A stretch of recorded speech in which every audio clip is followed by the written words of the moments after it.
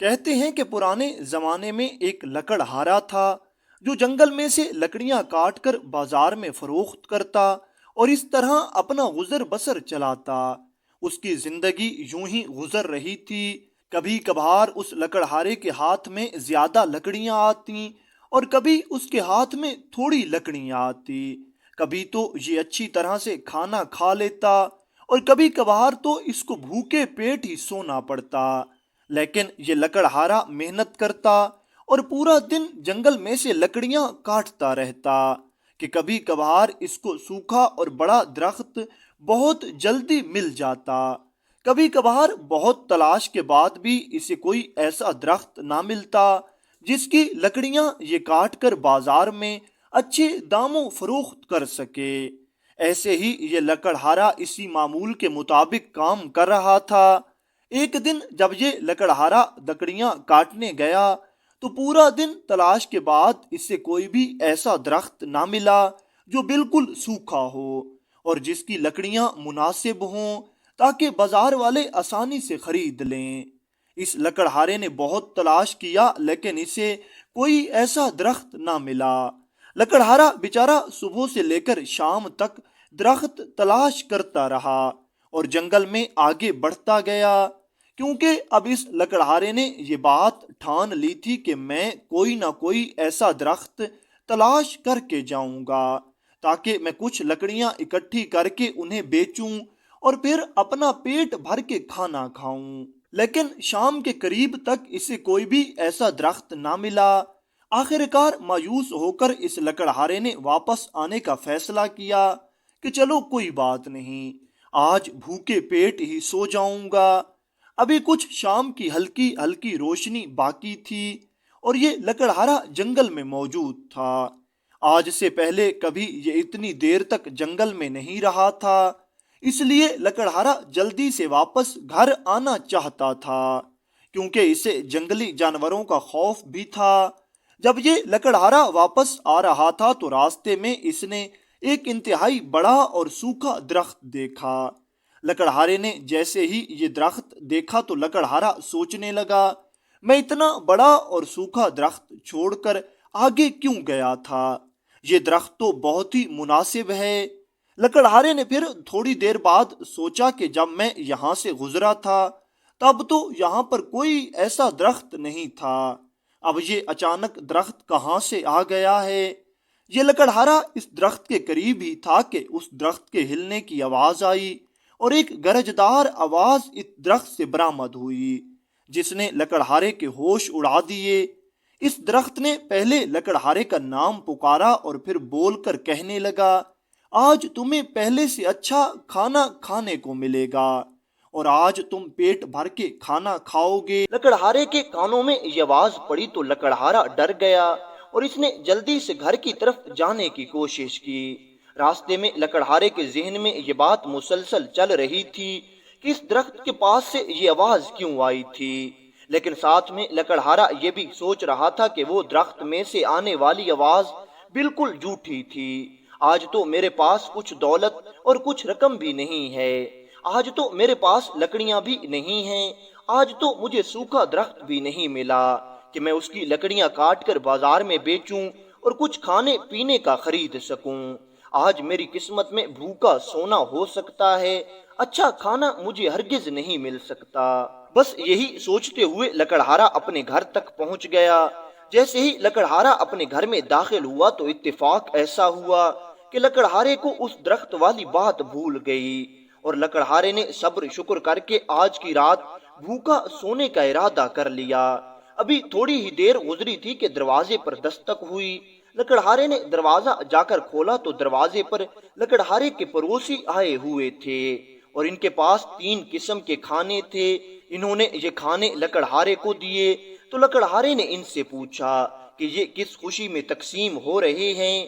ان پڑوسیوں نے بتایا کہ اس طرح ہمارے ایک رشتہ دار کی شادی تھی اور اس میں سے یہ کھانا ہماری طرف آیا ہے، ہم سے کچھ زیادہ تھا تو ہم نے سوچا چلو آپ کو تھوڑا بہت دے دیں۔ ویسے بھی یہ لکڑہارا بھوکا تھا، لکڑہارے نے ان سے یہ کھانے کے لیے لے لیے۔ اب لکڑہارے کے دل و دماغ سے اس درخت والی بات بالکل نکل چکی تھی، لکڑہارے نے ان کا شکریہ ادا کیا اور گھر میں سکون سے بیٹھ کر وہ تینوں کھانے کھائے۔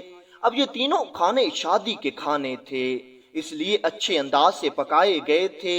پہلے تو بڑی مشکل سے یہ لکڑہارا روٹی خرید سکتا تھا، آج تو اس نے 3 قسم کے کھانے کھائے تھے اور اس نے پھر اللہ تعالیٰ کا شکر ادا کیا اور یہ سو گیا۔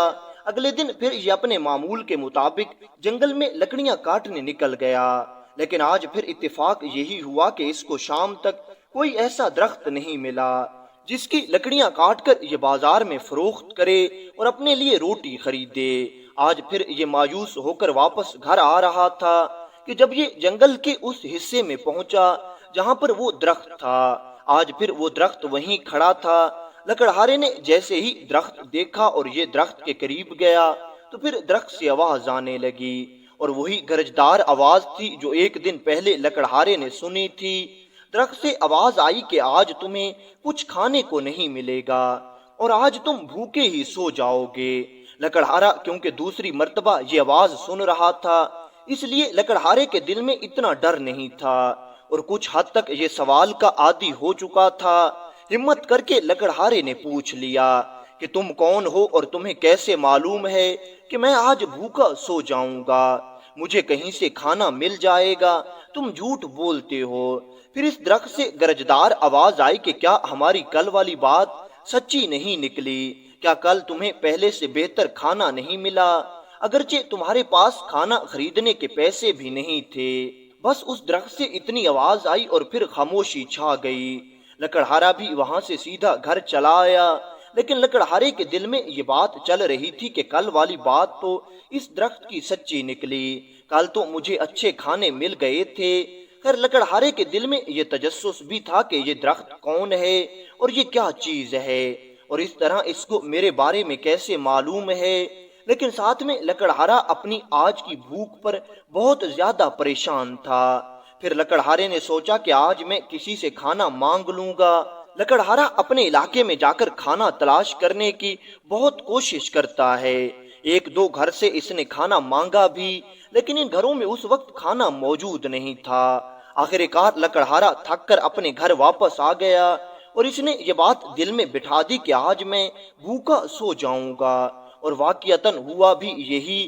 یہ لکڑہارا بیچارہ پوری رات بھوکا سویا، اسے کھانے کے لیے کچھ نہ ملا۔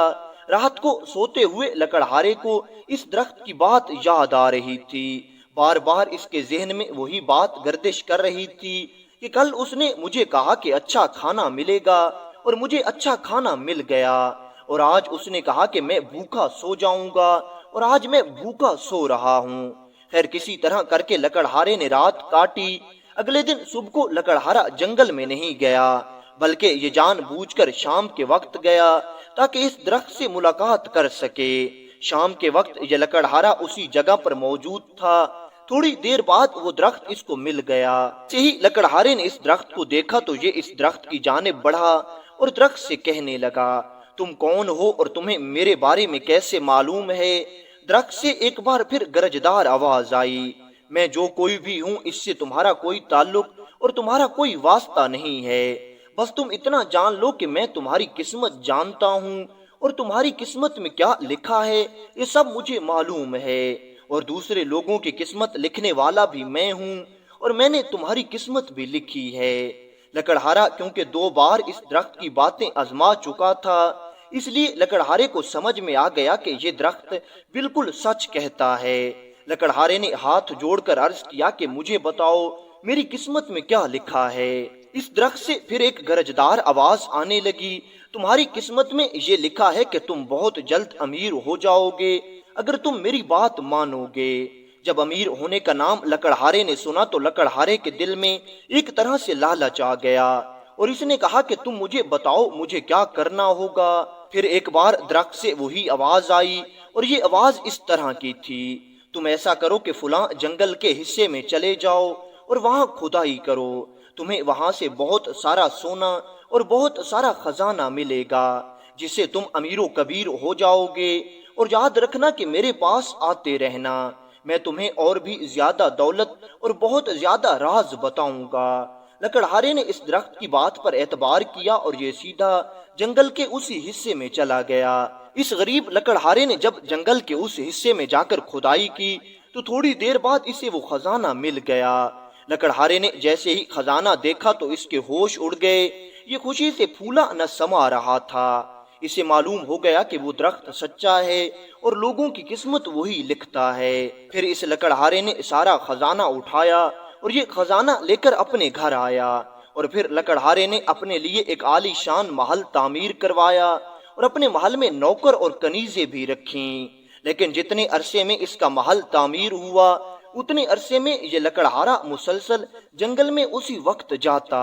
اب یہ لکڑیاں تو نہیں کاٹتا تھا، ہاں لیکن یہ اس درخت سے ملنے جاتا تھا۔ جب یہ لکڑہارا اس درخت سے ملنے جاتا تو یہ درخت کچھ باتیں اس لکڑہارے سے کرتا اور پھر وہ درخت غائب ہو جاتا۔ اب تو اس لکڑہارے کو اس درخت سے عقیدت ہو گئی تھی اور ایک طرح سے اب لکڑہارا روز درخت کی پوجا کرنے جاتا تھا۔ جب لکڑہارے کا محل تعمیر ہو گیا اور علاقے کے لوگوں میں لکڑہارے کا شہرہ ہو گیا کہ یہ راتوں رات کیسے اتنا زیادہ امیر ہو گیا ہے، کیونکہ پہلے تو اس کے پاس کھانے کے لیے بھی کچھ پیسے نہیں تھے، تو لوگوں کو اس کے بارے میں جاننے کی جستجو ہوئی۔ دوسری طرف ایک دن جب لکڑہارا اس درخت کے پاس گیا، اس درخت نے لکڑہارے سے کہا، تم ایسا کرنا کہ دوسرے لوگوں کو بھی میرے پاس لے آنا تاکہ دوسرے لوگوں کی قسمت بھی میں اچھی کر دوں، کیونکہ میں سب کی قسمتیں لکھتا ہوں اور سب لوگوں کے حق میں بہتر کرنا چاہتا ہوں۔ لکڑہارا تو اب اس درخت کو اپنا ایک طرح سے خدا مان بیٹھا تھا۔ اس نے اس کی بات تسلیم کی اور اپنے علاقے میں جا کر اس نے لوگوں کو بتایا، اگر تم بھی میری طرح امیر ہونا چاہتے ہو تو میں تمہیں راز بتاتا ہوں، آؤ میرے ساتھ جنگل میں آؤ۔ اب لوگ تو پہلے بھی اسی جستجو میں تھے کہ لکڑہارا دن بدن امیر کیسے ہو رہا ہے اور راتوں رات اس کے پاس اتنی دولت کہاں سے آ گئی ہے، اس لیے لوگ اس کے ساتھ آ گئے۔ لکڑہارے نے علاقے کے چند لوگ اکٹھے کیے اور اس درخت کے پاس لے آیا۔ جب سب لوگ اس درخت کے پاس آئے تو اس درخت سے پھر وہی آواز آنے لگی، میں جو کوئی بھی ہوں یہ جاننا تمہارا کام نہیں ہے، بس اتنا جان لو کہ میں قسمت لکھنے والا ہوں اور میں سب کی قسمت لکھتا ہوں۔ پہلے تو سب لوگ ڈر گئے تھے، لیکن پھر جب لکڑہارے نے سب کو تسلی دی تو سب واپس اپنے ہوش و حواس میں پلٹے۔ اس درخت کی یہ باتیں سن کر اور اس کی روبدار آواز سن کر اب لوگ اس کے آہستہ آہستہ قائل ہونے لگ گئے تھے۔ اسی طرح اس درخت کے عقیدت مندوں میں اضافہ ہوتا گیا اور ایک وقت وہ بھی آیا جب شہر کے تقریباً تمام لوگ اس درخت کی طرف آ رہے تھے۔ پوری بستی مل کے اس درخت سے اپنی مرادیں مانگنے آ رہی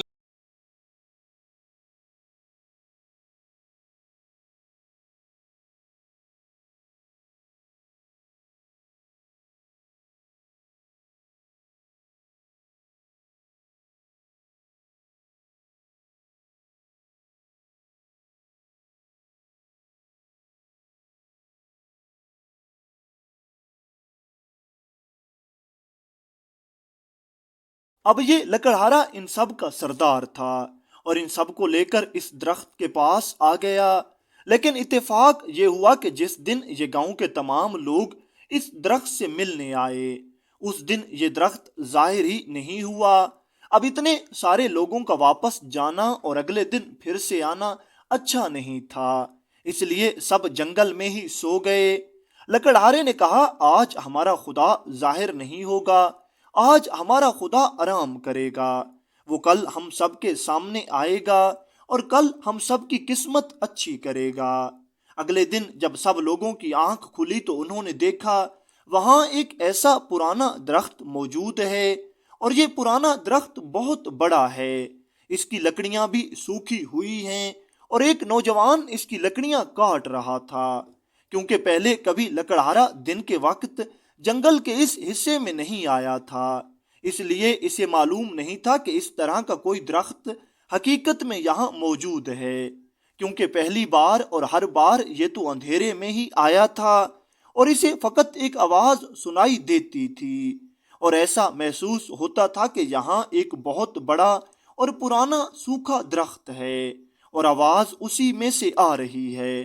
لکڑہارے نے جیسے ہی اس نوجوان کو اس درخت کو کاٹتے ہوئے دیکھا تو دوڑ کر اس کے پاس گیا اور اس کو روک کر کہا، یہ تم کیا کر رہے ہو؟ یہ درخت کیوں کاٹ رہے ہو؟ سنو، جوان نے بتایا کہ میں ایک لکڑہارا ہوں، جنگل سے لکڑیاں کاٹ کر بازار میں بیچتا ہوں۔ لکڑہارے نے کہا، ٹھیک ہے، تم لکڑیاں کاٹو، لکڑیاں بیچو، لیکن یہ درخت مت کاٹو۔ اس نوجوان نے پوچھا، آخر اس درخت میں ایسا کیا ہے کہ میں اس درخت کو نہ کاٹوں؟ تو لکڑہارے نے بتایا کہ یہ ہمارا خدا ہے، تم ہمارے خدا کو تکلیف نہیں دے سکتے۔ اس نوجوان نے جیسے ہی یہ سنا تو یہ نوجوان اس لکڑہارے کی بے وقوفی پر ہنسنے لگا اور اس نے کہا کہ یہ تم کیسی کفرانہ باتیں کر رہے ہو؟ بھلا ایسے کیسے ہو سکتا ہے؟ ایک درخت کیسے خدا ہو سکتا ہے؟ خدا تو فقط اللہ ہے۔ لکڑہارے نے اس نوجوان کو کہا، تم نہیں مانتے، لیکن میرے ساتھ یہ واقعہ ہو چکا ہے۔ اور پھر اس لکڑہارے نے ساری کہانی اس نوجوان کو سنا دی۔ یہ نوجوان اس لکڑہارے سے کہنے لگا کہ اگر واقعتاً اس درخت میں خدا موجود ہے اور تمہارے مطابق وہ تمہاری حاجات پوری کرتا ہے تو اس بات کا فیصلہ میں کرتا ہوں۔ دراصل یہ نوجوان سمجھ گیا تھا کہ اس میں کوئی جن ہے جو اس غریب لکڑہارے کو بھٹکا رہا ہے۔ نوجوان نے اس لکڑہارے سے کہا کہ اگر تمہارا خدا ہے تو اس کے پاس طاقت بھی ہوگی۔ اگر میں اس درخت کو کاٹوں گا تو وہ مجھے ضرور نقصان پہنچائے گا۔ لکڑہارے نے یہ سنا تو کہنے لگا، ٹھیک ہے، تم جو چاہو کرو، پھر جو ہمارا خدا تمہیں سزا دے گا اس کے مطابق تمہارا حساب ہوگا۔ نوجوان نے بسم اللہ پڑھی اور اونچی آواز میں آیت الکرسی پڑھی اور حضور غوث پاک شیخ عبد القادر جیلانی کا وظیفہ پڑھا اور درخت پر پھونک مار دی اور پھر بسم اللہ پڑھ کے اس درخت کو کاٹنا شروع کر دیا۔ جیسے ہی اس نوجوان نے بسم اللہ پڑھ کے پہلی کہاڑی ماری تو یہ درخت زمین پر آ گرا۔ یہ بہت بڑا درخت تھا، لیکن پھر بھی ایک ہی کڑھاڑا لگنے کی وجہ سے یہ زمین پر گر گیا اور اسی وقت ایک دھواں ہوا میں بلند ہوا۔ یہ دھواں مزید گہرا ہوتا گیا، پھر اس دھوئیں میں سے ایک گرجدار آواز آئی، میں ایک ظالم اور سرکش جن تھا، میں نے کافی سالوں سے اس درخت میں اپنا بسیرا ڈالا ہوا تھا، پھر میں نے اپنی طاقت سے اور اپنی دولت سے اس لکڑہارے کو ورغلا لیا، اور اب اس طرح میں لوگوں کو اپنے سامنے جھکتا ہوا دیکھتا تو مجھے بہت خوشی محسوس ہوتی اور میں اپنے آپ کو خدا سمجھتا تھا، لیکن اس حقیقت